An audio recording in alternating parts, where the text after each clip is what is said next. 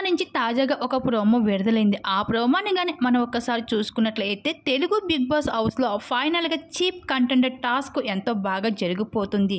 ఇప్పటికే tea sets task అయితే complete అయిపోయింది.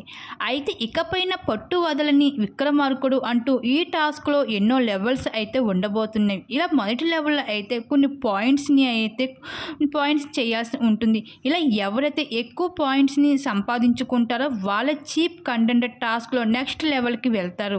అయితే ఈ టాస్క్‌లో గట్టిగా పెర్ఫార్మెన్స్ చేస్తున్నారని చెప్పుకోవాలి. టేస్టీ తేజ, రోహిణి, అలాగే యష్మి, విష్ణుప్రియ, పృథ్వీరాజు వీళ్ళందరూ అయితే టాప్‌లో కనిపిస్తూ ఉన్నారు ఈ టాస్క్‌లో.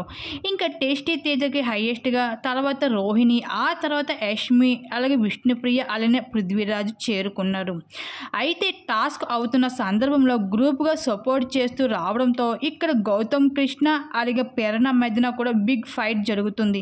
అలానే విష్ణుప్రియ, రోహిణి మధ్యన కూడా గొడవ జరుగుతూ ఉంటుంది.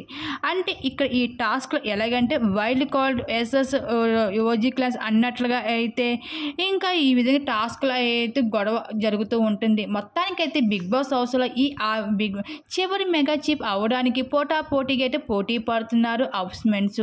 మరి ఈ వారం రోహిణి గాని పృథ్వీరాజు ఎవరో ఒకరు అయితే మెగా చీఫ్ అవ్వడం అయితే జరుగుతుంది బిగ్ బాస్ హౌస్‌లో.